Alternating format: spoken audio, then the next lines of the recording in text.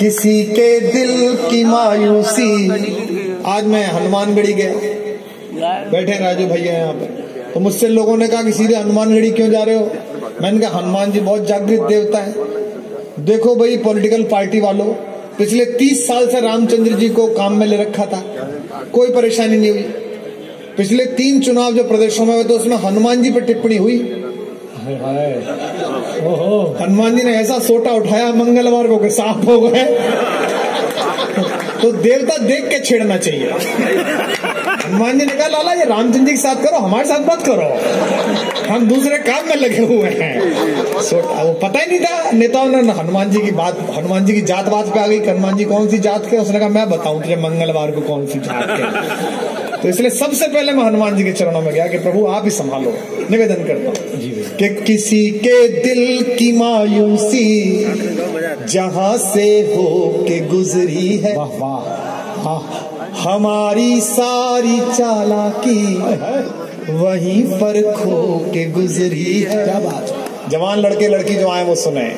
हमारी सारी चालाकी वहीं पर खो के गुजरी है, तुम्हारी और मेरी रात में बस फर्क इतना है। आओ जरा अयोध्या वालों, तुम्हारी और मेरी रात में बस फर्क इतना है, तुम्हारी सो के गुजरी है, हमारी रो के गुजरी है,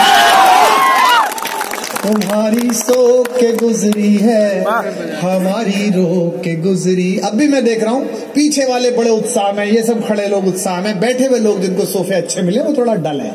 मैं 4 पंक्तियां उनके लिए पढ़ रहा हूँ, देखूंगा नहीं देखूंगा, आगे आप दाद देना। कि भंवर में है सफीना, भाई चाय वाले ने ज्यादा ही बांट दी, इसे बिठा दो भाई साहब, बड़ी दिक्कत का। हाँ बाबू बैठ जा, भैया देख लिया, विधायक जी ने देख लिया, तुम्हें बैठो, ड्यूटी हो गई तो भाई पूरी बैठ जा। तू भी सुन, चाय में मिठास आ जाएगी। बहुत अच्छा, निवेदन करता हूँ सुनिएगा।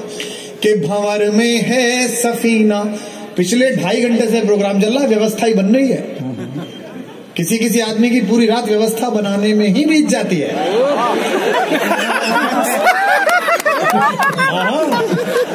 सुबह भाभी आके दरवाजा पीट देती है कि बहू को अम्मा बुलाए नहीं है। हम मत बनाओ व्यवस्था, अब हम बना लेंगे। निवेदन करते सुनिएगा। कि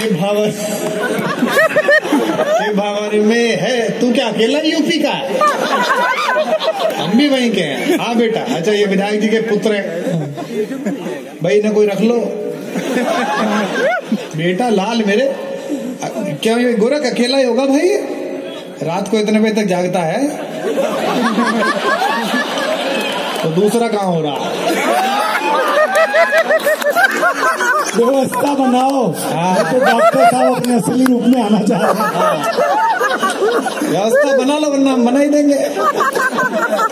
सुनो, निवेदन करता हूँ कि भंवर में है, इतने लोग इकट्ठे हो गए। अब वो दिल्ली से हमारी ब्रांड की टीम आई है, वो लड़की परेशान है आपको देख के। वो बम्बई में नौकरी करती थी, आजकल हमारा काम देख रही है, दिल्ली में आई है ब्रांड की टीम। वो देख रही, मुझसे कह रही, oh my God sir, this is huge crowd. आप बागा गए थे, वहां भी 60,000 आदमी आ गया था, बलिया में 50,000, यहाँ भी 20-25। ये यूपी में इतने लोग आ कैसे जाते हैं आपको सुनने? मैंने कहा लाली ये तो कविता है, मैं सुनाने आया हूँ। यहाँ तो जेसीबी नाला खोदे तो 2,000 आदमी इकट्ठा हो गए।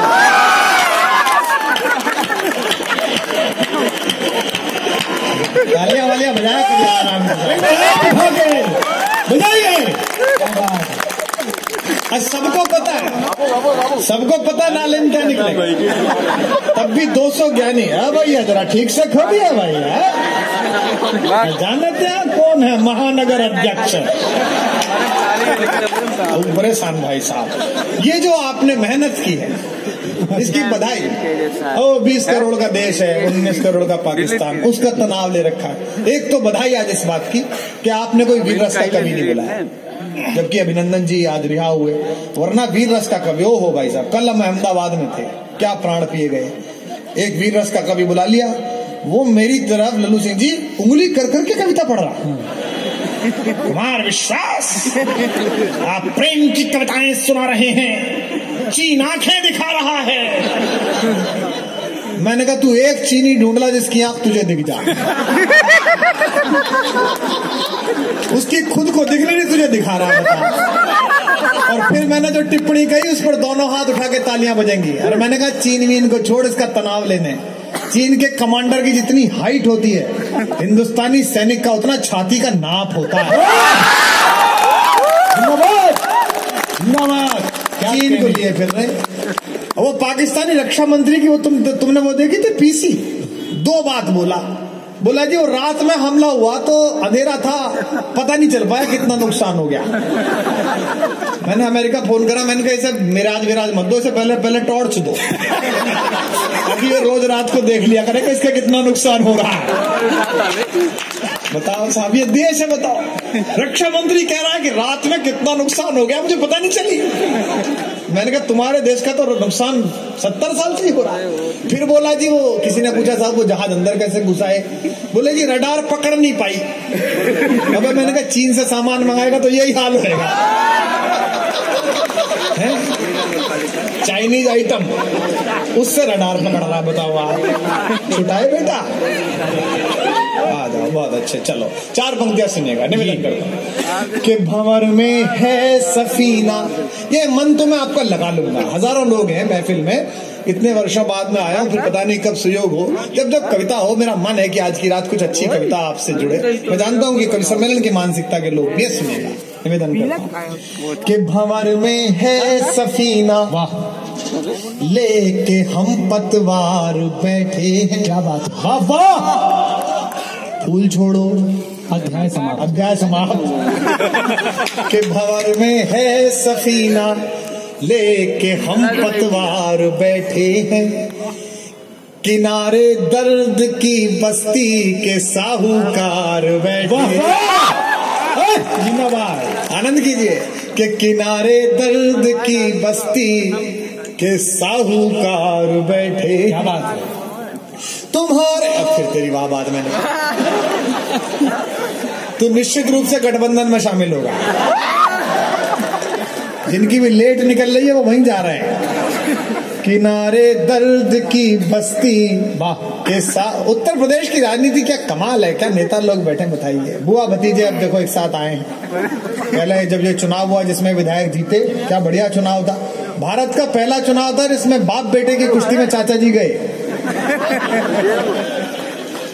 ये बहुत दिन बाद समझ में आएगी आपके। निवेदन करता हूं कि भंवर में है सफीना, लेके हम पतवार बैठे। एक काम करो, इसे उठा के दे दो चाची को, मम्मी को, किसी को दे दो। बेटा जाओ, सो लो बेटा, टाइम हो गया। वही वाली आंख, ले जाओ, कोई सा ले जाओ, बैठ जा बेटा, बैठ जा। ये दरअसल ये देश का भविष्य है, लेकिन मेरा वर्तमान चौपट कर सकता है। जिस गति के साथ से कूद रहा है वो। अभी इतने जो हो गए हैं, इतने हजार लोग आगे, बताओ आप। और इस पर शर्मिंदा मत हो कि हम 135 करोड़ हैं। 125 करोड़ तो हम गिनती के हैं, कुछ लोग काउंटिंग से भी तो छूट गए होंगे। भाई जब जनगणना वाला आया तो छत पे सोया था, बहन हुई, उसकी तो काउंटिंग ही नहीं हुई। और जब उतरा तो बढ़ा के उतरा। अध्याय समाप्त हुआ। 125 करोड़ कितनी जनसंख्या है हमारी। देखो अयोध्या वालों, ये बता दूं, पिछले 70 साल में इस देश में जो कुछ अच्छा हुआ उसमें विदेशी मदद थी, जो कुछ बुरा हुआ उसमें विदेशी हाथ था। केवल एक ही काम दिन रात मेहनत करके हमने किया, जिसमें ना विदेशी मदद थी ना विदेशी हाथ था, कि हम इतने हुए। ये जो हजारों हजार जनता जो इकट्ठी होती है, ये सब हमारा निजी पराक्रम है। ये कोई देश है मला। हम 4 साल पहले वहां गए थे, न्यूजीलैंड गए थे। हम उतरे तो वहां के जो न्यूजीलैंड के हाई कमिश्नर थे संजीव जी, उनसे मैंने पूछा कि कितनी आपकी जनसंख्या है इस देश की, तो वो बोले कि 40 लाख। मैंने कहा इतने तो मेरे फेसबुक पे है, ट्विटर पे 55 लाख है। एक देश तो मैं ही चलाता हूँ सुबह उठ के। ऑस्ट्रेलिया, कनाडा बताओ 3.5 करोड़। इतनी तो अपन वार्षिक करते हैं। और प्रधानमंत्री लक्ष्य दे दें तो भक्त 6 महीने में ही करना है। हाँ, प्रधानमंत्री योजना है। ये हमारा पराक्रम है, आनंद लीजिए, निवेदन करते हैं। कुछ प्रसिद्ध पंक्तियां वो भी आपको सुनाता हूँ, आपकी दाद उठेगी तो अच्छा लगेगा। मेरे साथ गा भी सकते हैं, गुनगुना सकते हैं। निवेदन करता हूँ कि कोई दीवाना कहता है, लेकिन इसकी एक ही शर्त है, या तो सब गाएंगे या सब चुप रहेंगे। कि कोई दीवाना कहता है, कोई पागल समझता है, मगर धरती की बेचैनी को बस बादल समझता है। मैं तुझसे दूर कैसा हूँ, तू मुझसे दूर कैसी है।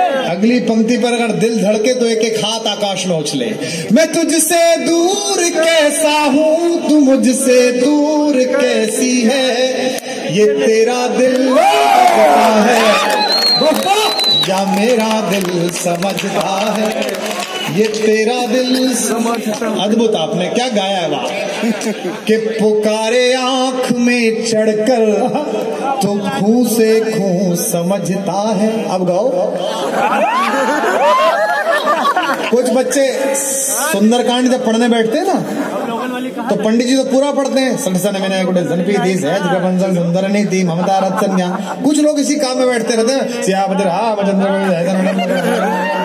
उसी में लगे रहते हैं। तो कुछ लोग इस तरह दाद देने वाले हैं, उनको भी निवेदन करता हूँ कि पुकारे आंख में चढ़कर। हम तो पश्चिमी उत्तर प्रदेश के रहने वाले हैं, आप लोग तो फिर भी पूर्वी उत्तर प्रदेश में सभ्यता है, भाषा है। हमारे यहाँ तो रामलीला भी अद्भुत होती है। हमारे मेरठ में गांव में जहां से हमारे रिश्तेदारी है, मैं वहां रामलीला में गया था। तो रामलीला में उस दिन अंगद नहीं आया।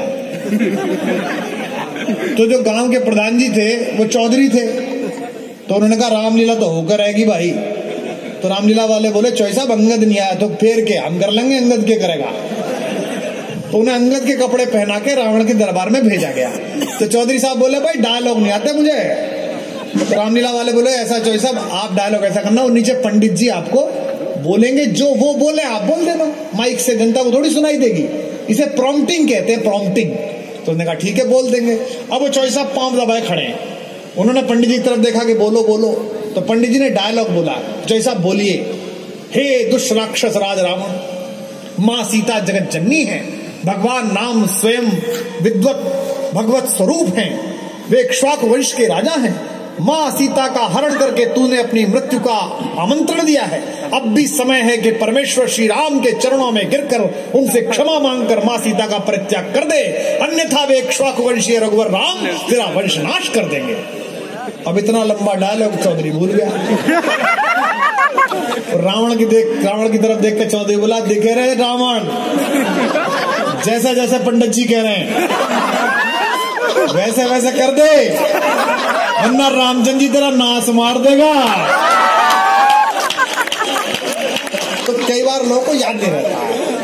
ये आपने सबने गाई दीवाना कहता है, बड़ी पॉपुलर हो गई साहब, इतनी पॉपुलर कि मैं 2006 में जब दुबई गया तो इंडो पाक मुशायरा था। 5 पाकिस्तान के सबसे बड़े शायर, 5 हिंदुस्तान के सबसे बड़े कवि।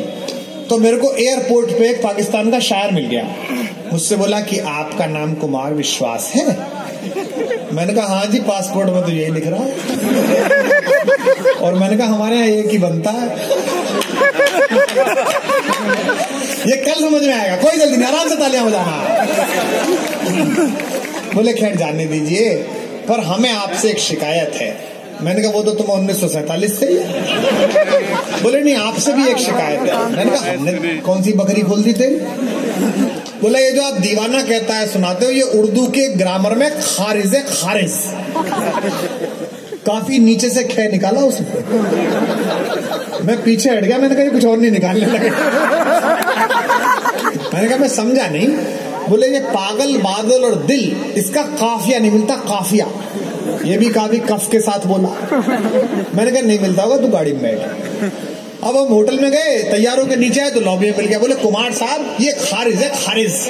मैंने कहा अच्छा तू चल प्रोग्राम में चल। प्रोग्राम में गए तो पीछे वहां मिल गया, वहां करने लगा कुमार साहब ये खारिज है। मुझे लग गया इसका खारिज अटक गया। तो मैं उसे कोने में ले गया, अपने यूपी में कहते हैं खोपचे में। मैंने कहा अंधेरे में वहां जाके इसका खारिज ठीक करूंगा। तो मैंने वहां जाके कान पे हाथ रखा, बिल्कुल गाजियाबाद स्टाइल में पूछा, भाई बता कहाँ खारिज है। तो वो डर गया।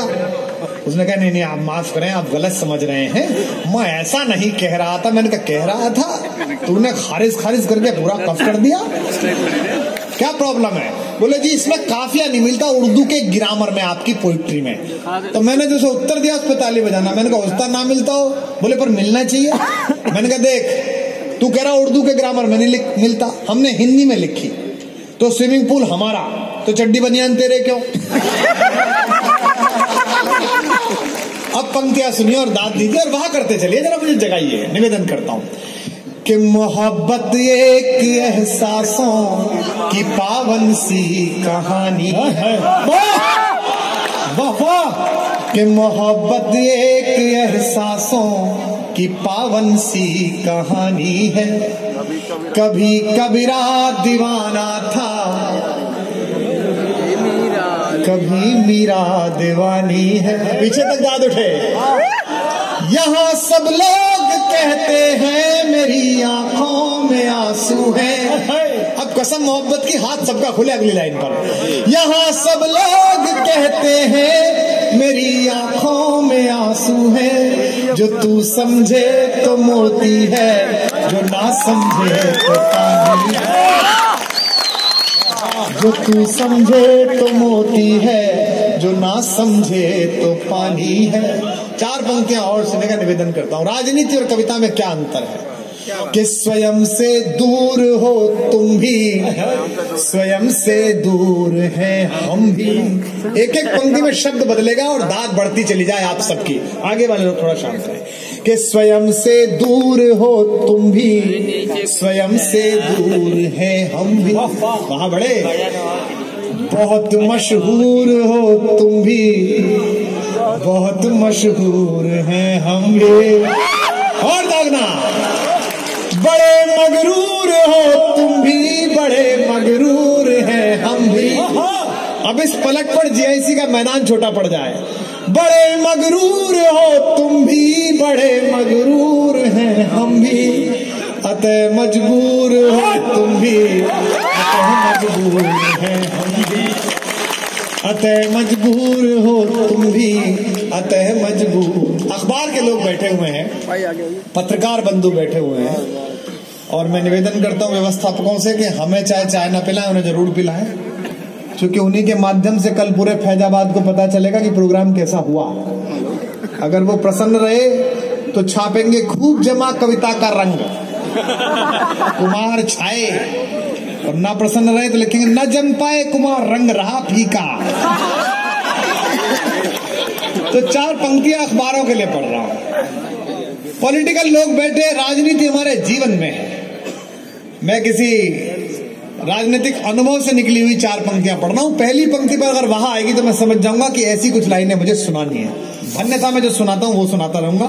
जो लोग समझ जाएं वो मुझे अपनी दाद से पहली पंक्ति पर बताना। भीड़ ज्यादा है, व्यवस्था है, लेकिन मैं कोशिश कर रहा हूं उसमें कार्यक्रम को जीने की। सुनिए, राजनीति के लोग हैं, आप समझेंगे। कि मुझे वो मार कर खुश है। अच्छा लगा, आप समझ रहे हैं। थोड़ा और समझे पीछे तक जितने युवा हैं। कि मुझे बहुत अच्छे, कि मुझे वो मार कर खुश है कि सारा राज उस पर है। लेकिन मैं बाबा तुलसी के घर खड़ा हुआ हूँ, राम के घर में खड़ा हुआ हूँ। एक पंक्ति स्वाभिमान की कहूँ तो कविता के लिए नहीं, ये स्वाभिमान जिंदा रहे, मांग के खाई वो मसीत में सोई वो। आप सबकी हथेलियों में इसलिए रक्त की ऊर्जा पैदा कि मुझे वो मार कर खुश है कि सारा राज उस पर है। यकीनन कल है मेरा, आज बेशक आज उस पर है। यकीनन कल है मेरा, आज बेशक आज उस पर है। और अगली पंक्ति जो पढ़ रहा हूं ये उस संघर्ष का सार है जो हुआ मेरे साथ जीवन में, और मैंने जिया आपकी महफिल के लिए। अब मुझे बताना, अब यहां से कवि सम्मेलन बड़ा कर रहे हैं हम जी। यकीनन कल है मेरा, आज बेशक आज उस पर है। दस्तार कहते हैं पगड़ी को, दस्तार कहते हैं पद को, दस्तार कहते हैं कुछ जिम्मेदारी को। इस संघर्ष को दो पंक्ति में बांट रहा हूं, कोई खामोश ना हो। यकीनन कल है मेरा, आज बेशक आज उस पर है। उसे जिद थी, उछल जाओगे अयोध्या वालों, उसे जिद थी झुकाओ सर, तभी दस्तार बख्शूंगा। जिंदाबाद जिंदाबाद। लेकिन मेरे निर्णय पर मोहर लगाए पूरा मैदान, पूरा फैजाबाद, पूरा अयोध्या। उसे जिद थी झुकाओ सर, तभी दस्तार बख्शूंगा। मैं अपना सर बचा लाया, महल और ताज मैं अपना सर बचा लाया, महल और ताज उस पर है। 4 पंक्ति अयोध्या में खड़ा हूं, फैजाबाद में खड़ा हूं, इसलिए सुना रहा हूं। नहीं, अब मैं फैजाबाद बोलता ही नहीं, अयोध्या ही बोलता हूं। फैजाबाद तो एक नगर है, अयोध्या में खड़ा हूं। ये पूरा अवधपुरी है, इसलिए पढ़ रहा हूं। राम का राज्याभिषेक हुआ इस जिले में, तो नंदीग्राम में बैठकर भरत ने पूछा कि हे पूज्य अग्रज, 14 वर्ष बाद आप आए हैं, पूरे पृथ्वी पर आनंद है, किन अतिथियों को बुला लूं? तो राम ने कहा कि बेटा हम तो जंगल में थे, हमको पता नहीं कि पड़ोस में कौन राजा हो गया, कौन युवराज हो गया, तो हमारी तो सूची ज्यादा है नहीं। आप जानते हैं ना, जब राज्याभिषेक होता है, जैसे आजकल शपथ ग्रहण होता है, तो सारे मुख्यमंत्री बुलाए जाते हैं। कर्नाटक में हुआ था ना, कितने सारे खड़े थे पीछे, फ्यूज बल्बों की झालर। नहीं, हमारा वाला लट्टू भी गया था। तो एक राज्याभिषेक होता है, इतने मुख्यमंत्री आते हैं, इतने नेता आते हैं, हमको बुलावा आता है, जाते नहीं है। साहब राज्याभिषेक पर आइए। राम का हुआ, दुनिया के सबसे बड़े राजा का राज्याभिषेक हुआ। इसी अवधपुरी का इतिहास गवाह है कि राम ने कहा हमें ज्यादा पता नहीं है, एक आदमी से हम कहा आए थे कि जब हम राजा बनेंगे तो तुम बुलाएंगे। उसने कहा था राजा बनो तो बुलाना, उसको बुला लो। तो सोचा भरत ने कि कोई राजा होगा कहीं का बड़ा, दक्षिण वक्षिण का, कौन? तो उन्होंने कहा भैया जिसने वो गंगा नदी पार करवाई थी, उस निषाद राज केवट से कह आए, तो उसको बुला दो बच्चा। क्या कहने। और अयोध्या का इतिहास गवाह है कि राम के अकेले अतिथि के रूप में केवट आए। वो केवट जिन्होंने गंगा पार कराई, जिनको उतराई नहीं दे पाए राम। सबको कृपा देने वाले आपका बेटा उतराई नहीं दे पाया। और जब खड़ा हुआ गंगा के तट पर, तो महिलाएं बैठी हैं, भाभियां बैठी हैं, हमारी अनुजवधु बैठी है, आपके विधायक की पत्नी हमारी एसपी साहब की श्रीमती जी बैठी हैं। ये हिंदुस्तान की मर्यादा है। राम के मुख पर म्लान हुआ मुख कि यार मैं इसको उतराई भी नहीं दे पा रहा हूं, इतने बड़े खानदान का बेटा हूं। तो उनका मुख सीता ने पढ़ लिया, मां ने पढ़ लिया, जगत जननी ने। क्योंकि सीता कौन है? पिए ही हित सिए जानन हारी, भगवान के हृदय का हित जानने वाली हैं। और अगली पंक्ति में जो मां ने किया वो अद्भुत है।